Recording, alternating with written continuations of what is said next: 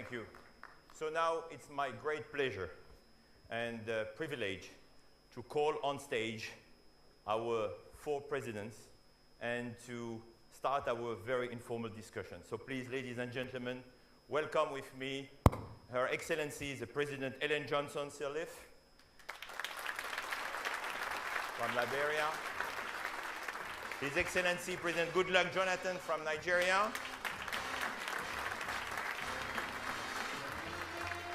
His Excellency the President Thomas Yayi Boni from Benin, and last but not least, the President John Dramani Mahama from Ghana.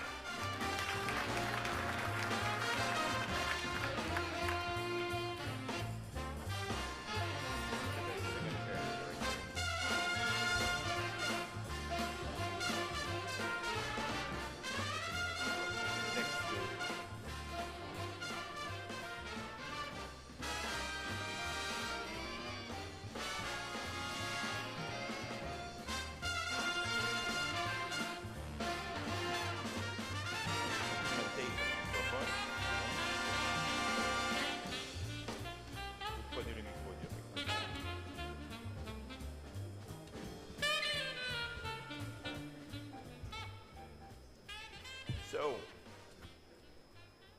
thank you all for being here tonight. As I said, if you allow me, let's make this conversation very interactive and keeping the spirit of being here with families and friends, in fact. And remember that also we have, as I said, many youth, African youth who are watching you, hearing from you, so they want to be inspired. And at the level of leadership that we have here tonight on stage, I'm sure that we have amazing initiatives, ideas, and reason to hope. So allow me to start by you, President Sirleaf Johnson. I will not ask you a first question as a president. I will ask you a question as the Nobel Prize laureate, and I would like to ask you a very simple question. What are today the reasons to be optimistic for Africa, and what should we do to be sure that our continent will be in peace in the coming years? Because in the media, we always hear, especially recently with what is happening in Mali, or what is happening in Central Africa, or even in North Africa, only sometimes the bad face of the coin. Well, yeah, I think you can. there's no question that Africa is rising. There's no question that there are great improvements.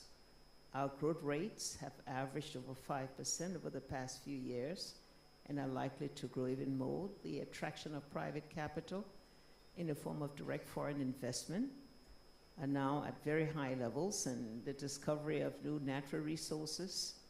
There's also democracy is spreading all over Africa. Many of our countries have had 2 and 3 successive elections in which the people's choice have been respected. There's trade. Our trade is increasing. We need to do more for intra-Africa trade. Now, we do have challenges.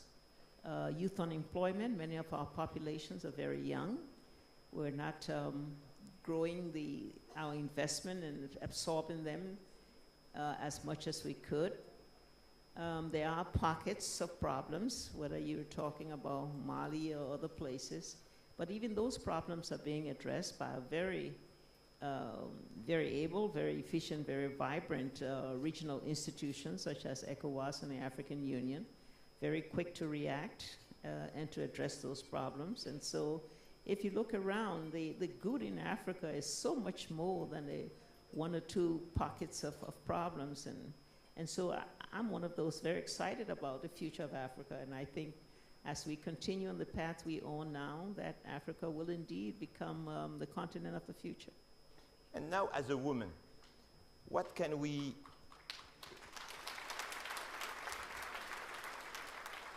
So what opportunities can we provide to women and girls in Africa? Education, and I'm so glad that the foundation, the Olusegun Obasanjo Foundation, is going to focus on education for the girl child. I think it's been a long historical neglect, and it's time to right that wrong, and that's why we applaud everything that he's doing in that regard, to be able to address the whole problem of the young population, giving them an education, giving them skills, ensuring that they're employable, giving them a stake in society, all the things that we need to do, and giving women, if I may say, women, you know, we're 2 presidents now. We'd like to see 5 in a few years.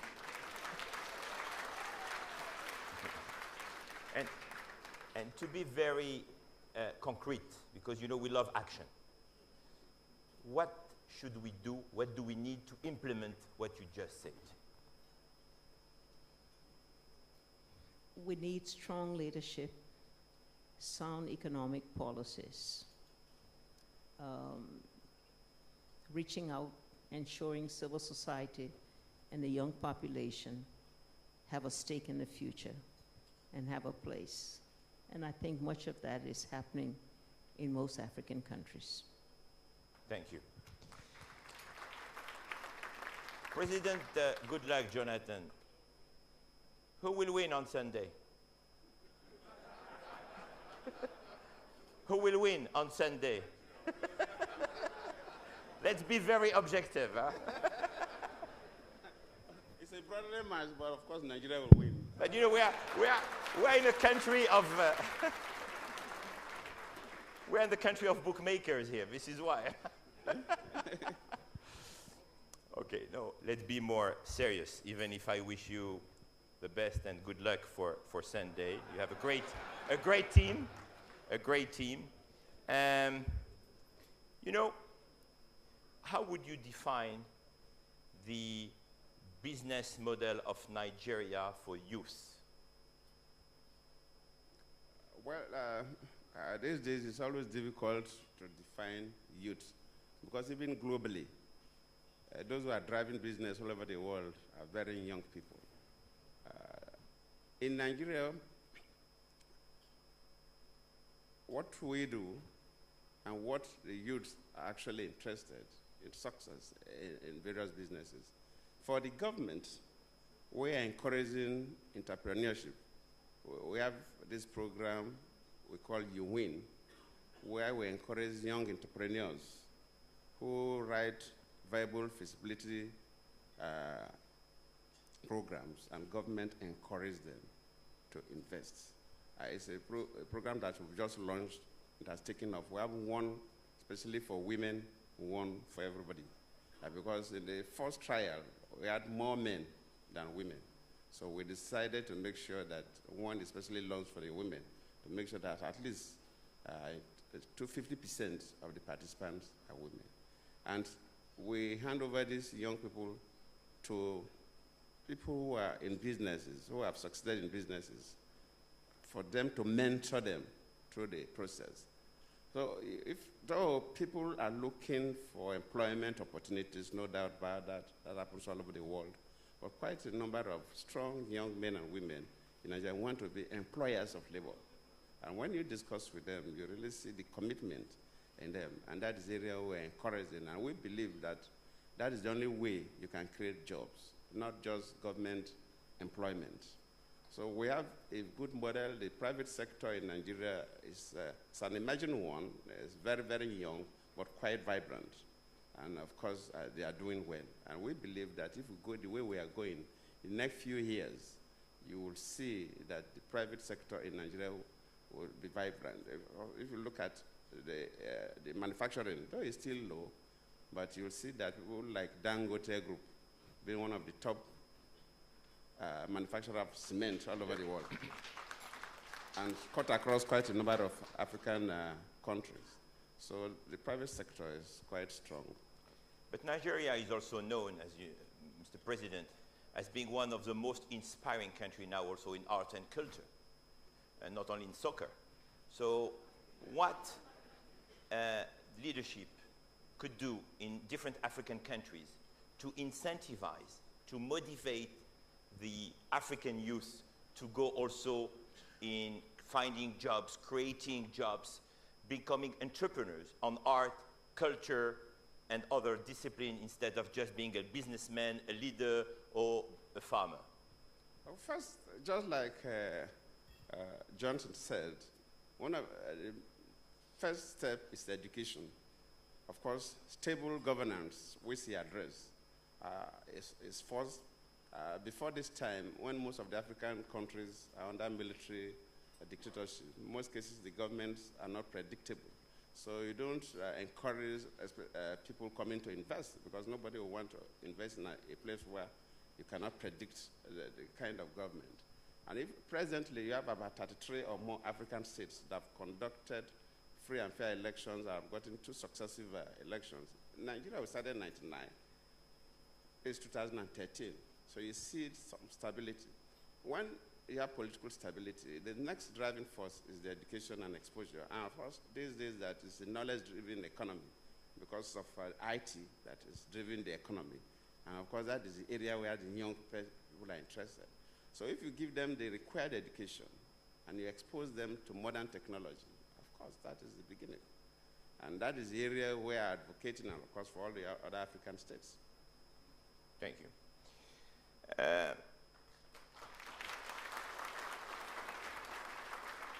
If you allow me, I will switch in French now.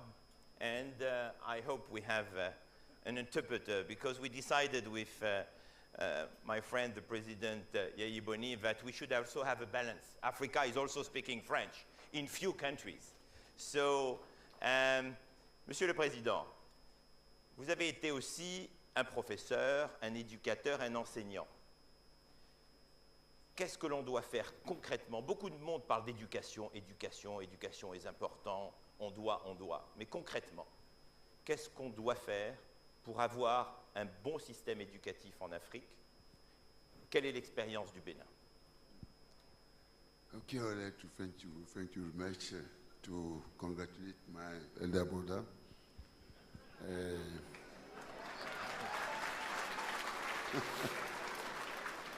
I would like to try a little, but I would like to balance the panel because on behalf of language diversity, let me express in French.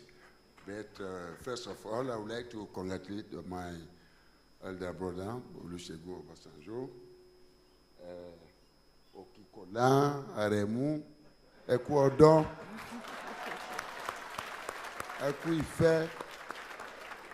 Okay. So, I'm going now in French. It's better for me. Let me call my interpreter. He has his job, and I will be very brief.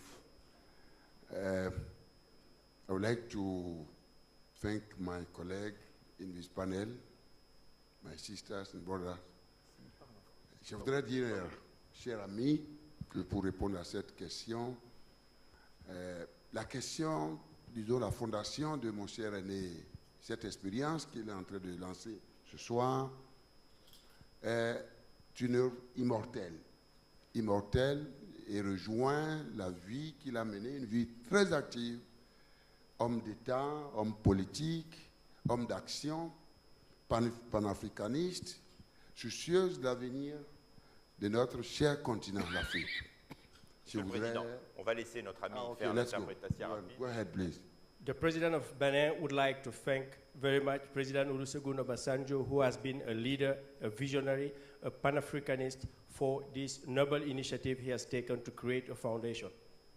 Alors, donc, je crois que le sujet qui m'a été demandé en réalité, il n'y a de ressources que d'hommes, disons l'autre philosophe, et je crois que cette fondation se situe dans la droite ligne de la conviction religieuse du président Obasanjo et qui s'inscrit dans le cadre de, j'allais dire, la doctrine sociale de l'Église. L'homme en tant qu'image de Dieu, l'homme, la sécurité humaine.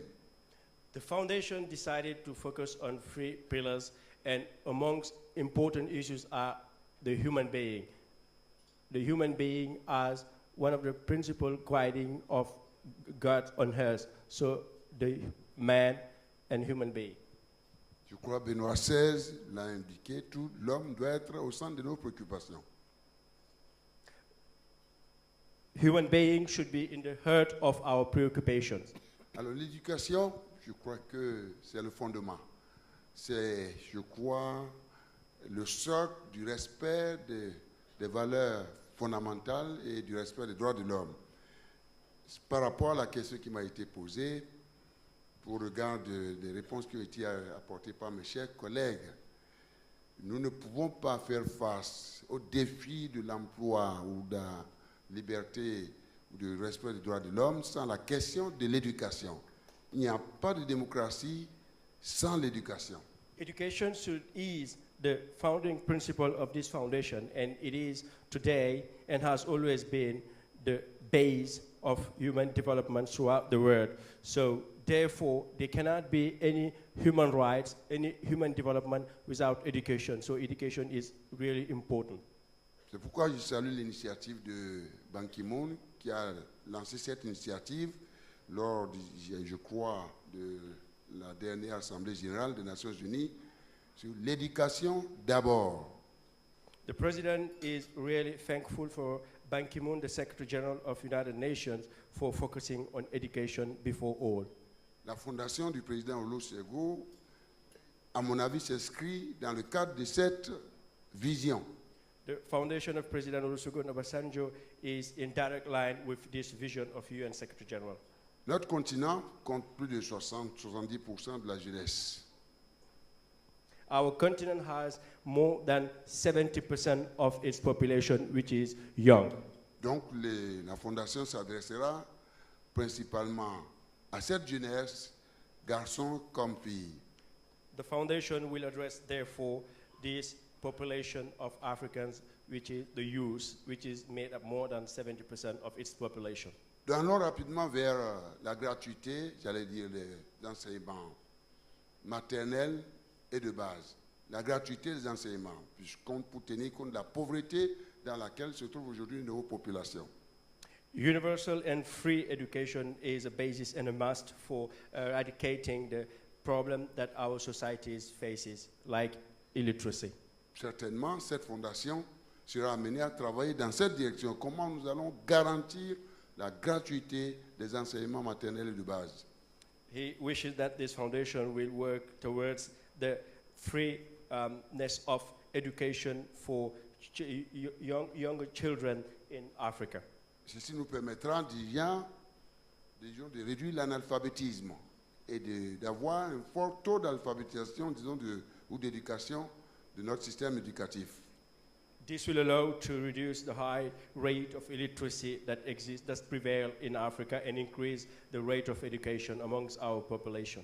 Mettons la culture en même temps, j'allais dire, l'institution civique pour que tout le monde sache ce que c'est que la démocratie, l'institution civique, et que nous puissions immédiatement penser à organiser les enseignements secondaires centrés sur la formation professionnelle et technique. Civic instruction should be also a basis which should be the transition to professional and vocational training for the African youth. Et à ce niveau également, nous pouvons travailler pour la gratuité des enseignements secondaires. Nous, surtout pour les filles au Bénin, nous avons la gratuité des enseignements maternels et de base, la gratuité des enseignements secondaires jusqu'en 3e pour les filles et la gratuité des enseignements supérieurs. His aim in his Filles comme country, garçons. his aim in his country in Benin is to achieve the freeness of education for students at college, boys and girls, in order to support the families that don't have the means. Alors pour répondre à mon ami Richard, allons rapidement aux aspects professionnels. Enseignement technique, enseignement professionnel, les lycées techniques, les centres de polytechnique qui doivent absolument former les jeunes qui, sur la base de cette formation, doivent être en adéquation avec l'emploi du marché.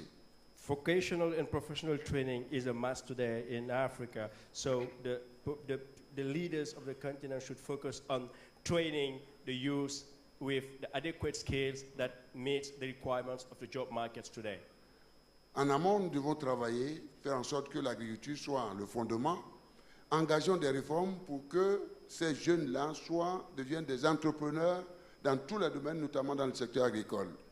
Agriculture should be the basis of Africa's economic growth, and so the youth should be directed to that sector in order to be creating more value for the economy. Réglons la question de l'eau, l'accès à l'eau, Access to water, la mécanisation, mechanization, l'accès aux intrants, access to fertilizers, la réhabilitation de nos pistes rurales, the rehabilitation of rural roads and paths. l'organisation de nos marchés locaux, régionaux. C'est un vrai programme politique, en fait. Voilà.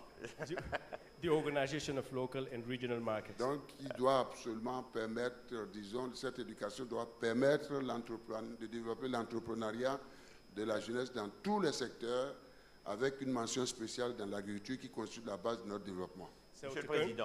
to conclude, education would be the basis of promoting entrepreneurship amongst the youth in Africa, focusing first of all on agriculture. Monsieur le Président Yayi Boni,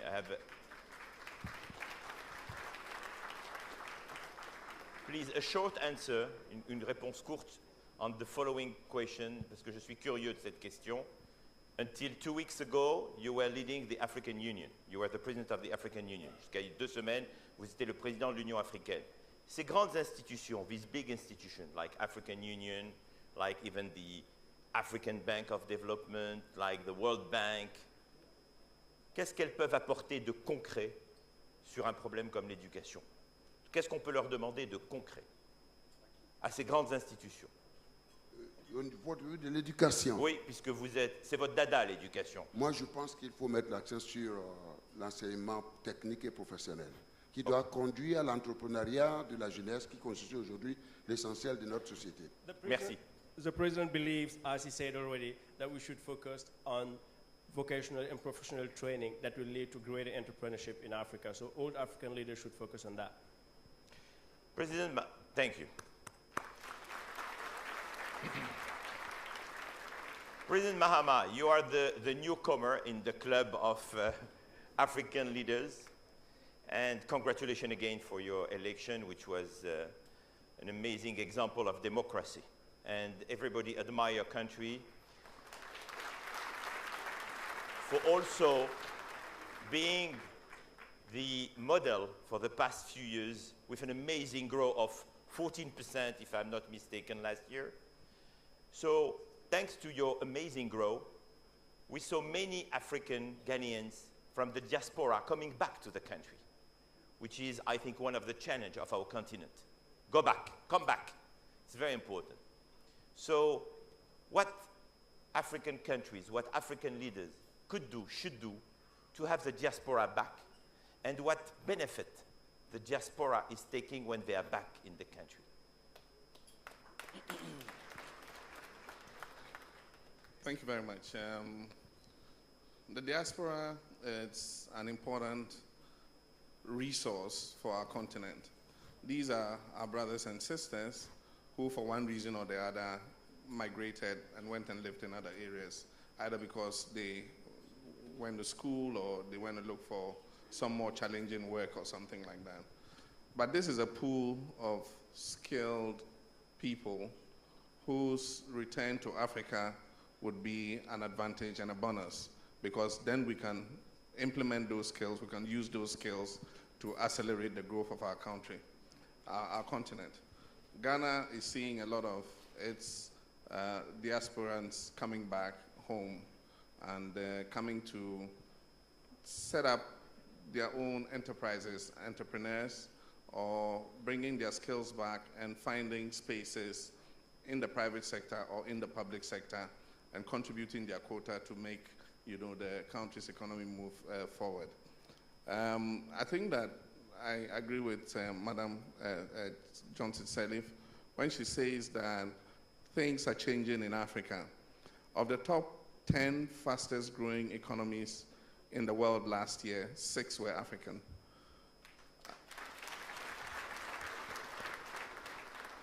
And that shows that something is happening. Foreign direct investment is declining in most parts of the world, but in most African countries, foreign direct investment is increasing. And so it tells you that there's something going on in Africa. We're doing something right, and how can we deepen what we're doing right? We must take what those successes are, and if we are able to build on those successes and expand our economies, then the move by the diasporan Africans back onto the continent would even be a greater blessing than it has been before. It can be frustrating though. Some of them have specialized skills in which our economies don't yet have opportunities. And so if you went and learned rocket science or you worked with NASA and you decided to come back home, you're not likely to find a job as a space scientist in Ghana. And so it depends on what skills you're coming back home with. And I believe that some of them have worked in the transport sectors, in metro, in all kinds of urban development, in local government, and those are the areas where we need skills. Even in waste management, there are hundreds of thousands of jobs that we can create in waste management if we are able to do waste management more efficiently. And so we need all those skills back home, and I do think that we'll welcome them when they come. Thank you.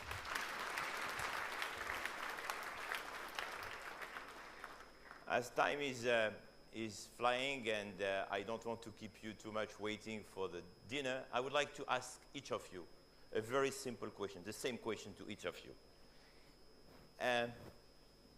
What will be the advice, one advice, that you can give, each of you, to the youth of your country to have a real and serious reason to hope and to feel that they will be integrated in the society?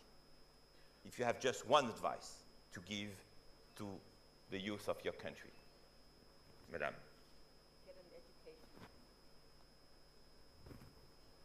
Get an education the best you can in those areas that are needed in your country, and that way you take a stake in it.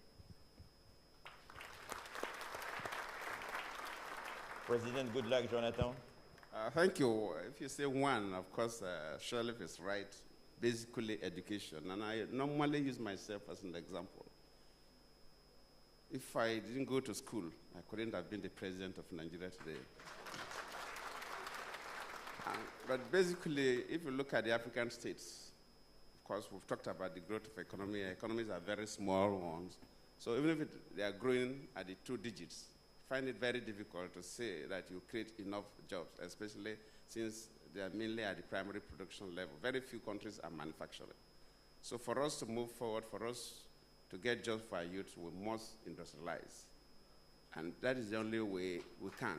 And for the young men and women, our advice is that you must take education seriously. This is a knowledge-based economy globally, so you must key into IT. And of course, you must work with others to ensure that there's peace in your country to attract foreign direct investment. And if you put these things in the proper perspective, you will see the economies really moving. And of course, jobs will be created for our young men and women. Thank you. Monsieur le Président Yayi Boni, si vous n'aviez qu'un conseil à donner aux jeunes de votre pays pour qu'ils se sentent intégrés dans la société, quel serait-il?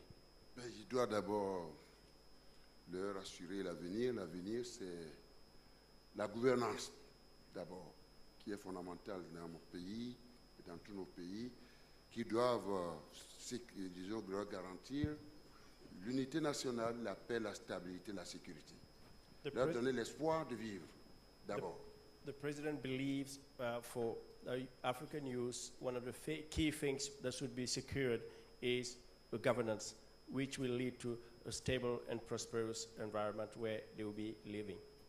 Je dois jouer, je me suis engagé à jouer le rôle de leadership pour leur garantir ma volonté de préserver les biens publics, la lutte contre la corruption, la transparence, l'obligation de résultats et la reddition des comptes. Donc le sens de responsabilité pour leur donner, je crois, la responsabilité de savoir pouvoir compter sur eux et de leur garantir que la nation leur doit quelque chose. He would use his leadership to make sure the youth is becoming more and more responsible, to becoming more and more accountable, and use the public goods effectively, get away from corruption and all that problems that has so far hindered Africa's development, and take into account their own future.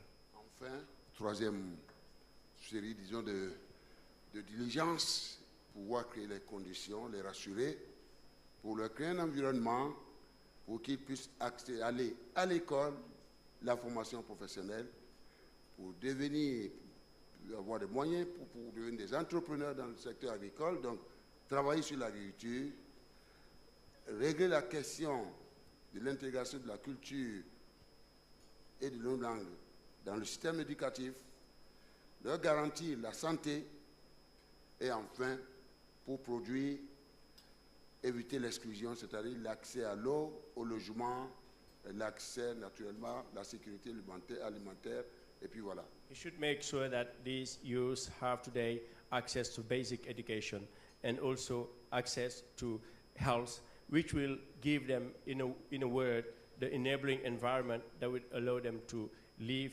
peacefully and healthily and be able to work in the agriculture, creating their own enterprises, and the government will do all that it can to support that.